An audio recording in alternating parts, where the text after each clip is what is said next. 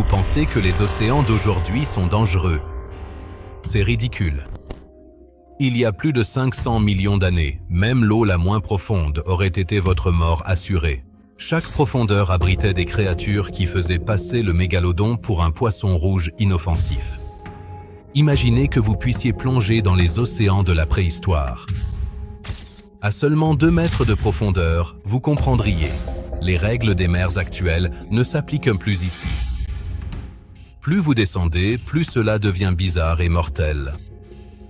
L'évolution a eu plus de 500 millions d'années pour façonner les êtres vivants par une sélection impitoyable. La mer était son terrain d'essai le plus rude. Ce qui en est ressorti dépasse n'importe quel film d'horreur.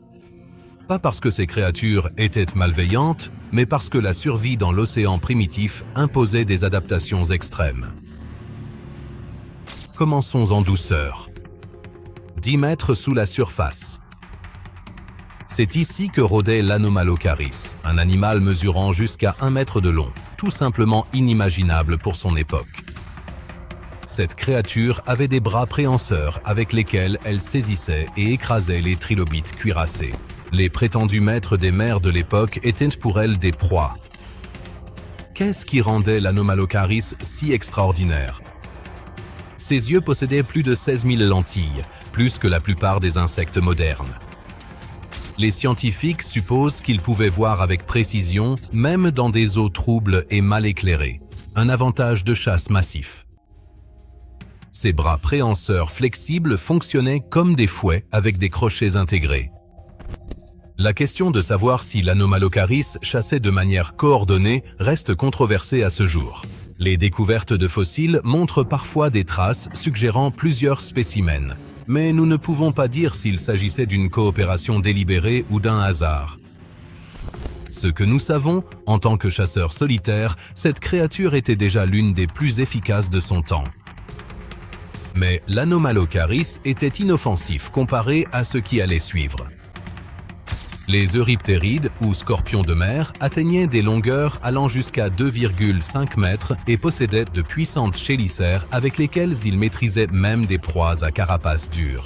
Ils étaient les prédateurs dominants des mers siluriennes. Ces scorpions de mer étaient amphibies. Cela signifiait que même si vous aviez réussi à atteindre le rivage, vous n'étiez pas en sécurité. Jaekelopterus rhenaniae était le plus grand d'entre eux. 2,50 m de long, avec des pinces dépassant la taille d'une batte de baseball. Une créature capable de chasser aussi bien sur terre que dans l'eau. Le plus perfide, cette zone était encore le paradis. Ici, au moins, il y avait de la lumière. On pouvait voir ce qui allait nous tuer. Plus bas, les choses se gâtaient vraiment. C'est ici que régnaient les vrais monstres. Dunkleostus, un poisson cuirassé mesurant jusqu'à 9 mètres de long. Pas un requin, mais un placoderme, une classe éteinte de poissons cuirassés, fruit d'une évolution brutale. Des scientifiques ont modélisé sa force de morsure biomécaniquement. Plusieurs milliers de newtons au bord de la mâchoire. Assez pour broyer sans peine les proies les plus coriaces de son époque. Sa particularité ? Ses mâchoires s'ouvraient en 20 millisecondes, plus vite qu'un clin d'œil.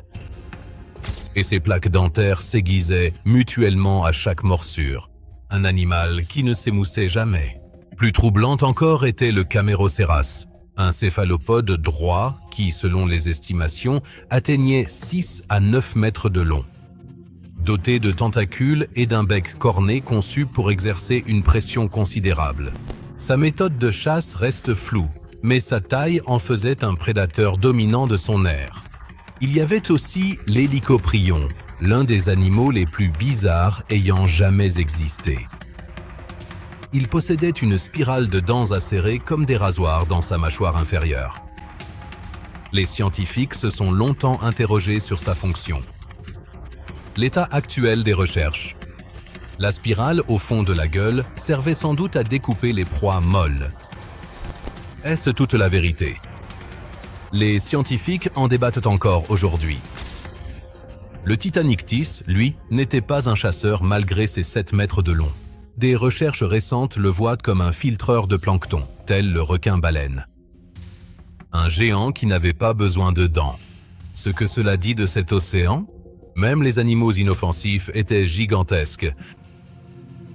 Dans les profondeurs vivaient des créatures si bizarres qu'elles semblaient extraterrestres. Des ammonites géantes avec des coquilles atteignant 2 mètres de diamètre. Le Parapousosia cepenradensis détient le record. On ignore encore si ces animaux étaient des chasseurs actifs ou des prédateurs opportunistes.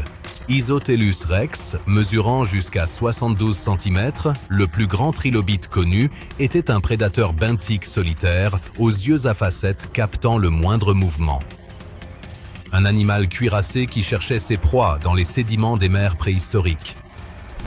Le plus troublant, c'étaient les petits animaux. Otoia prolifica, un ver tubicole de quelques centimètres, était le parfait prédateur en embuscade.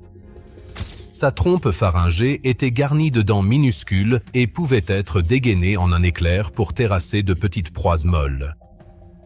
Des fossiles des schistes de Burgess montrent des fragments de trilobites dans des restes d'Otoia. Un témoin silencieux de cette chasse.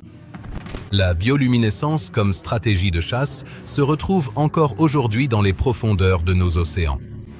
Un principe que l'évolution a inventé plusieurs fois de manière indépendante au cours de l'histoire de la Terre. Il est presque impossible de prouver par les fossiles quand cette stratégie est apparue pour la première fois. Mais l'idée que des pièges lumineux brillaient déjà dans le sombre océan primitif n'est pas exclue. C'est l'océan qu'habitaient nos ancêtres les plus lointains. De la surface jusqu'aux profondeurs. Pas un seul monstre, mais une machine qui, à chaque strate, à chaque époque, a produit de nouveaux cauchemars. Et le plus effrayant dans tout ça, ce ne sont pas les créatures que nous connaissons, mais celles dont nous ne saurons jamais rien, car la mer et le temps ont effacé leurs traces. Nous sommes les descendants de ceux qui ont survécu,